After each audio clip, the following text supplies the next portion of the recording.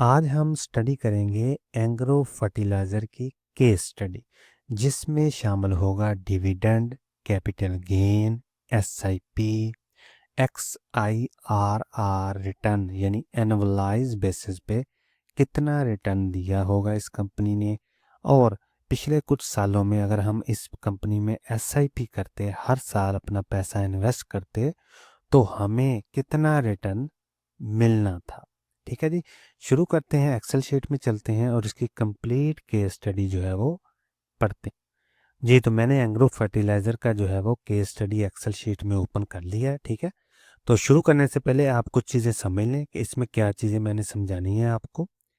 इसमें जो एसआईपी की है वो मैंने हर साल की है, 2014 से लेके 2025 तक, और तकरीबन हर साल 1 जनवरी को मैंने 1 लाख के अराउंड अबाउट पैसा जो है वो इसमें इन्वेस्ट किया है। ठीक है जी, आगे आगे जी शेयर प्राइस। तो शेयर प्राइस मैंने हर साल जो सबसे ज़्यादा हाईएस्ट प्राइस थी वही चूज़ की है, ना कि लोएस्ट प्राइस। फॉर एग्जांपल 2020 में, फॉर एग्जांपल 2020 में या 2016 में लगा लें, 2016 में इसकी हाईएस्ट प्राइस थी 86। हो सकता है लोएस्ट प्राइस इसकी हो 74, 73, 69।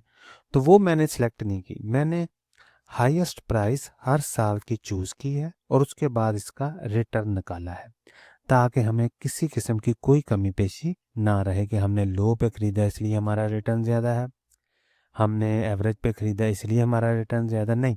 मैंने हर साल मैक्सिमम जो हाई प्राइस थी उस साल वो सिलेक्ट की है। ठीक है, तो फॉर एग्जांपल बाय, ठीक है, 2014 में किया जनवरी को, तकरीबन 1 लाख रुपया इन्वेस्ट किया, 2015 में 1 लाख रुपया किया। ठीक है जी, तो यहाँ एक डिविडेंड मिस हो गया, वो हो सकता है वेबसाइट का इश्यूज हो। ठीक है जी, तो वो आपने इग्नोर कर देना है। 2015 में हमें मिले तीन तीन डिविडेंड। ठीक है जी, 3 रुपये का, फिर 1.5 रुपये का, फिर 1.5 रुपये का, तो वो मैंने इसमें ऐड कर दिया है। जो रकम मैंने इन्वेस्ट की है यानी शेयर्स को बाय किए हैं वो नेगेटिव में आ गई, और जो डिविडेंड की शक्ल में हमें पैसा मिला है वो पॉजिटिव की शक्ल में आ गया। ठीक है जी, फिर हमने 2016 में दोबारा 1 लाख रुपया इन्वेस्ट किया है, तो हमें शेयर मिले हैं तकरीबन 1159। ठीक है जी, तो 2016 में भी हमें तीन डिविडेंड मिले हैं, 3 रुपये का, 2 रुपये का और 2.5 रुपये का। ठीक है जी, तो वो डिविडेंड की अमाउंट भी मैंने शामिल कर दी है। फिर 2017 में दोबारा 1 लाख रुपए की हमने शेयर जो हैं वो ख़रीदे हैं, और ये देखें ये शेयर आए हैं कि 1344, और कीमत थी उस वक़्त 74, यानी 2017 में जो मैक्सिमम प्राइस थी 74.39 थी। इसी तरह हमें मिले हैं 3 डिविडेंड 2017 में भी, 3 रुपये का, 2.5 रुपये का और 2.5 रुपये का। फिर इसी तरह 2018 में 1 लाख रुपया दोबारा इन्वेस्ट किया है, तो 1198 शेयर मिले हैं, और दोबारा हमें 2018 में डिविडेंड मिला है, तो जो ओवरऑल शेयर्स पे डिविडेंड मिला है वो मिला है कि 3, 4 और 4, और तकरीबन 17,000 रुपये का डिविडेंड मिला है, फिर 22,000 का, फिर 22,000 रुपये का। ठीक है, 2017 में देख रहे हैं आप 13,000, 11,000, 11,000, और इसी तरह 2016 में 9,450, इसी तरह 6300 रुपया और 7,875 रुपये। आगे चलते हैं, 2019 में हमने दोबारा इन्वेस्ट किया है 1 लाख रुपया तकरीबन। ठीक है, और हमें मिले शेयर 1266, क्योंकि प्राइस जो है 79 रुपीज़ थी। तो 2019 में हमें जो तमाम शेयर्स हैं उस पर हमें जो डिविडेंड मिला है वो मिला है 20,000 का, फिर 34,000 का और फिर 41,000 का। ठीक है जी, और पर शेयर 3, 5 और 6, ये पूरे साल का डिविडेंड था। फिर आगे चलते हैं, 2020 में हमने दोबारा इन्वेस्टमेंट की है इसमें। ठीक है जी, और डिविडेंड हमें मिला है, 3 डिविडेंड मिले हैं, 2 रुपये, 4 रुपये और 5 रुपये, क्योंकि हम हर साल एसआईपी कर रहे हैं, हर साल हमारे शेयर बढ़ रहे हैं, तो उसी के अकॉर्डिंगली हमारा डिविडेंड भी बढ़ रहा है। तो यहाँ पे हमें मिला 16,000 रुपया, फिर 33,000 रुपया और फिर 41,000 रुपया। 2021 में हमने दोबारा 1 लाख रुपया इन्वेस्ट किया है, और 2021 में हमारे शेयर टोटल बढ़ के हो गए हैं 9,538, और हमें 4 डिविडेंड मिले हैं 2021 में, 4 रुपये का, फिर 4, फिर 4 और फिर 3.5 रुपये का। तो ये देखें हमारे 38,000, 38,000, 38,000 और 33,383 रुपये जो हैं वो डिविडेंड की शक्ल में हमें मिला। इसमें मैंने टैक्स इंक्लूड नहीं किया, टैक्स के बगैर, टैक्स इंक्लूड करूँगा तो कैलकुलेशन और कॉम्प्लिकेटेड हो जाएगी। ये सिर्फ आपको केस स्टडी है आपको समझाने के लिए, ठीक है जी। आगे चलते हैं 2022 में। ये देखें 2022 में सपोज मैक्सिमम प्राइस गई है 102, बल्कि ये गई है 2022 में इतनी, तो मैंने मैक्सिमम प्राइस ही सिलेक्ट की है। और ये देखें ये हमारे पास आ गया जी, 3 डिविडेंड दिए, 5 रुपये का, 5.5 और 3 रुपये का। और हमें जो अमाउंट मिली है डिविडेंड की शक्ल में वो 52,000, 57,000, 31,000, ठीक है जी। और फिर 2023 में हमने दोबारा जो है वो 1 लाख रुपए इन्वेस्ट किए, क्योंकि हम हर साल 1 लाख रुपए इन्वेस्ट कर रहे हैं, तो इसलिए हमारी SIP जो है वो हर साल 1 लाख रुपए की हो रही है। और शेयर हमारे बढ़ते जा रहे हैं। अभी हमारे शेयर हो गए हैं 2023 में 11,382 टोटल, ठीक है। तो फिर हमें 2023 में भी 4 डिविडेंड मिले हैं, 5, 3.5, 3 और 6 रुपये का। और इसी तरह जो डिविडेंड हमें वसूल हुआ है वो 56,000, फिर 39,000, फिर 34,000, फिर 68,000 रुपीज़ का, ठीक है जी। फिर 2024 में हमने दोबारा 1 लाख रुपए इन्वेस्ट किया, क्योंकि हमने SIP कर रहे थे हर साल, तो हमें 4 डिविडेंड मिले हैं, फिर 8 रुपये का, 8, 3 और 2.5 रुपये। 2024 में हमारे दोबारा शेयर्स हो गए 11,847 टोटल। और जहां हमारा डिविडेंड 2024 में बढ़ के हो गया जी 94,000, 94,000, 35,000 और 29,000 रुपीज़ का, ठीक है जी। ये वो डिविडेंड है जो हम वसूल कर लेते हैं हर क्वार्टर। 2025 में मैंने दोबारा SIP की 1 लाख रुपए की, हमें शेयर मिले 402, टोटल शेयर हमारे हो गए 12,249, ठीक है जी। और 2025 में भी इस कंपनी ने 4 डिविडेंड दिए। पहला डिविडेंड दिया 8 रुपये का, फिर 2.25, फिर 4.25 और फिर 4.5 रुपीज़ का, ठीक है जी। और डिविडेंड की मद में हमें अमाउंट जो मिली है वो 95,000 रुपीज़, 27,000, 52,000 और 55,000 रुपीज़, ठीक है जी। आगे हम चलते हैं जो टोटल रिटर्न की।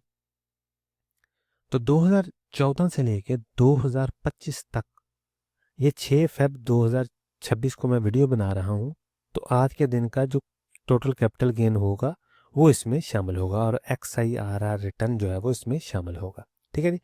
शेयर काउंट कर लेते हैं। शेयर हमारे बने हैं जी आज की डेट तक, अगर हमने कोई भी शेयर बेचा ना होता तो 12,249 शेयर्स बने। तो आज के दिन प्राइस है इसकी 6 फेब को तकरीबन 238.14 रुपये, ठीक है जी। PKR वैल्यू, यानी आज अगर हम इस शेयर को बेचते हैं तो टोटल हमारे पास शेयर है 12,249, तो उनकी वैल्यू बनेगी 29 लाख रुपया तकरीबन, ठीक है जी। आगे आ गया जी PKR कॉस्ट बेसिक, यानी हमारी जो कॉस्ट है ये हमने हर साल जो पैसा इन्वेस्ट किया वो कितना किया, 12 लाख, क्योंकि हमने 12 SIP की है, ठीक है। तो 2014 से लेकर 2025 तक हमने 12 SIP की हैं, 12 दफ़ा पैसा इन्वेस्ट किया है, तो तकरीबन 12 लाख रुपए हमने इन्वेस्ट किया है। ये है जी अनरियलाइज्ड प्रॉफिट, यानी अगर हम आज इस शेयर को बेचते हैं कंप्लीटली 12,249 शेयर इसके बेच देते हैं, तो हमें जो प्रॉफिट होगा कैपिटल गेन की सूरत में वो 17,16,000 रुपया होगा, ठीक है जी। यानी 143% हमें प्रॉफिट होगा इसमें, 17,16,000 रुपया हमें प्रॉफिट होगा। आगे हम चलते हैं जी PKR डिविडेंड। ये है जी PKR रियलाइज्ड, यानी हमने शेयर बेचा नहीं है, ऐसे भी करते रहे हर साल, बेचा है नहीं, ठीक है। डिविडेंड लेते हैं, डिविडेंड कितना हमने लिया आप अंदाज़ा कर लें, 12 लाख हमने पैसा लगाया, 12,98,000 रुपया हमने डिविडेंड खा लिया। यानी जितने पैसे लगाए हैं उतने का ही हमने डिविडेंड भी खा लिया इन सालों में, ठीक है जी। 12 सालों में, 12-13 सालों में जितने पैसे लगाए हैं उतने का डिविडेंड भी खा लिया है। डिविडेंड कितने परसेंट हमें तकरीबन आज तक मिला है, टोटल जो है 108%, ठीक है जी। आगे चलते हैं जी PKR टोटल गेन, यानी अगर हमें डिविडेंड भी शामिल कर लें, कैपिटल गेन भी शामिल कर लें, अगर हम इसे सेल करते हैं तो आज के दिन में इस शेयर की टोटल वैल्यू होगी 30,15,000 रुपये, ठीक है जी। 12 लाख डिविडेंड का होगा, 17 लाख रुपया इसमें अनरियलाइज प्रॉफिट होगा, ठीक है जी। तो ये टोटल जो शामिल करके हैं ये इतने बनते हैं तकरीबन 30 लाख रुपया, ठीक है जी। और टोटल रिटर्न हमारे पास आ गया जी 251.30%, ये अगर टोटल रिटर्न। अभी हम चलते हैं असल बात पे, जो कि है एनुअलाइज रिटर्न, XIRR। ये बहुत अहम चीज़ है। यहाँ मैं आपको दिखा दूँ 1000% रिटर्न, लेकिन उसकी वैल्यू नहीं होगी जितनी वैल्यू इसकी होगी XIRR रिटर्न की, ठीक है। तो ये बनता है तकरीबन 22.90% एनुअलाइज बेसिस पे, ठीक है। तो ये बहुत ही अच्छा रिटर्न है। आप अंदाज़ा कर लें कि मैंने हर साल जो शेयर की प्राइस है वो सिलेक्ट की है सबसे जो हाई है, ठीक है जी। और अगर आप थोड़ी सी स्मार्टनेस दिखाएं और हर साल जब शेयर थोड़ा सा नॉर्मल होता है, उसकी प्राइस थोड़ी डाउन होती है, तो आप उस वक्त खरीद लें, ठीक है। तो इस तरह आप SIP करते जाएं, हर महीने करते जाएंगे तो सबसे बेस्ट है। आपको एक एवरेज प्राइस जो है वो मिल जाएगी, तो आपका रिटर्न फिर देखें कि कितना बढ़ेगा। अभी तो मैंने ये अज्यूम किया हुआ है कि हर साल मैंने हाई प्राइस पे जो शेयर है वो परचेज किया है। अब मुझे नहीं पता आज के दिन सपोज उसकी हाई प्राइस हो जाए फिर वो डाउन हो जाए, लेकिन मैंने अज्यूम किया है कि हर साल मैंने चेक किया है कि उस शेयर की प्राइस मैक्सिमम कितनी गई है, तो जो सबसे टॉप पे प्राइस गई है उस साल वो मैंने सेलेक्ट कर ली, ठीक है जी। तो यूजली जब हम शेयर परचेज करते हैं तो वो ये नहीं होता कि हम टॉप पे खरीदते हैं, बाद का हम डाउन पे भी खरीद लेते हैं, बाद का हम मिड पे खरीदते हैं, ठीक है। तो अगर आप हर महीने SIP करते जाएंगे तो आप बेहतरीन रिजल्ट ले सकते हैं। ये तो 22.90% एनुअलाइज, आपका इससे भी बढ़ जाएगा अगर आप इसमें SIP करते जाएंगे, ठीक है। तो ये इसकी पास परफॉर्मेंस थी, ज़रूरी नहीं कि सेम परफॉर्मेंस इसकी आने वाले सालों में भी हो, लेकिन हम एक अज्यूम कर सकते हैं, क्योंकि फ्यूचर का तो अल्लाह को ही पता है। हम एक अज्यूम कर सकते हैं कि इसकी अगर पास हिस्ट्री इतनी अच्छी रही है तो इसकी मैनेजमेंट भी अच्छी होगी, तो ऑफ कोर्स इसकी आने वाली हिस्ट्री जो है वो भी अच्छी ही होगी, क्योंकि ये एक डिविडेंड पेइंग कंपनी है, ठीक है जी। तो हर साल अपने इन्वेस्टर्स को डिविडेंड भी देते हैं, तो ये बेहतरीन कंपनी है। इसकी एनुअलाइज रिटर्न जो हमने इसका निकाला है वो भी बेहतरीन है, ठीक है जी। डिविडेंड हमने जितने पैसे हमने लगाए थे उससे ज़्यादा तो हमने डिविडेंड इसका ले लिया, ठीक है जी। तो इस तरह आप अब इन्वेस्टमेंट को स्टॉक मार्केट में जब आप पैसा लगाते हैं तो आप अपनी इन्वेस्टमेंट को कैलकुलेट करें सबसे पहले, ठीक है जी। अंधाधुंध स्टॉक मार्केट में पैसा मत लगाएं, सबसे पहले केस स्टडी करें हर शेयर की कि आया मैं इसमें पैसा लगा रहा हूँ, इसकी पास परफॉर्मेंस कैसी है, कि अगर पास में मैंने इसमें SIP करता या वन टाइम पैसा इन्वेस्ट करता तो आज के दिन तक मुझे क्या मिलता, ठीक है। तो पास परफॉर्मेंस से आप तकरीबन 90% एस्टिमेट कर सकते हैं कि कंपनी कैसी रही है, ठीक है जी। अब कंपनी के फॉर एग्जांपल फंडामेंटल बहुत स्ट्रॉन्ग है लेकिन कंपनी इन्वेस्टर को नहीं कुछ दे रही, तो उसका हमें क्या फ़ायदा है, ठीक है जी। तो इस तरह आप कैलकुलेट किया करें कि कंपनी कितने बोनस देती है, कितने डिविडेंड देती है, ठीक है जी। तो उससे आपको आइडिया होगा कि ये कंपनी मेरे लिए सूटेबल है या नहीं है, ठीक है जी। लॉन्ग टर्म के लिए, ट्रेडिंग वालों के लिए ये मैं बात नहीं कर रहा। एक बात और मैं क्लियर कर दूं कि इसमें मैंने जितने भी रिटर्न दिए हैं वो बगैर टैक्सेस के हैं, ठीक है जी। फॉर एग्जांपल यहाँ पे अगर आप शेयर को जो सेल करते हैं तो कैपिटल गेन टैक्स होगा 15%, वो आप माइनस कर दें। डिविडेंड पे 15%, क्योंकि हर साल कैपिटल गेन और डिविडेंड का टैक्स जो है वो चेंज होता रहता है पाकिस्तान में, तो इसलिए मैंने टैक्स को शामिल नहीं किया, ठीक है। वो कैलकुलेशन और कॉम्प्लिकेटेड हो जानी थी, ठीक है नहीं। तो ये मैंने समझाने के लिए किया है। तो इसमें मज़ीद आप क्या ऐड कर सकते हैं कि फॉर एग्जांपल आप शेयर्स को कंपैरिजन कर सकते हैं, DCR का कंपैरिजन करें, एग्रो फर्टिलाइजर का करें, जिस भी शेयर में आपने जाना है उसकी केस स्टडी करें, उसके बाद उसको कंपैरिजन करें कि आया मुझे फ़ायदा है इसमें या नुकसान है, और उसके बाद आप अपनी इन्वेस्टमेंट को बाकी एसेट क्लास के साथ भी कंपैरिजन करें। फॉर एग्जांपल रियल एस्टेट हो गया, रेंट हाउस हो गया, उसको भी ऐसे कैलकुलेट करें और फिर चेक करें कि मुझे कहाँ पे ज़्यादा रिटर्न मिल रहा है। जहाँ पे ज़्यादा रिटर्न मिल रहा है वहाँ पर आप चले जाएं, ठीक है जी।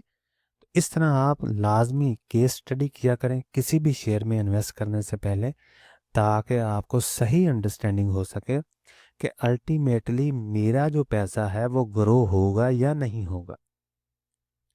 तो अभी मैंने ये केस स्टडी की है, ठीक है, जिसमें हमने हर साल 1 लाख रुपए इन्वेस्ट किए है और तकरीबन 12 लाख रुपया किए, ठीक है, इन्वेस्ट। तो देखने इस केस स्टडी में हमें क्या रिजल्ट मिला है कि हमने डिविडेंड कितना लिया है, अनरियलाइज्ड प्रॉफिट हमारा कितना हो गया है। तो ये सारी चीज़ें इसमें शामिल है। आपको किसी भी शेयर की केस स्टडी करवानी हो तो पूछ सकते हैं।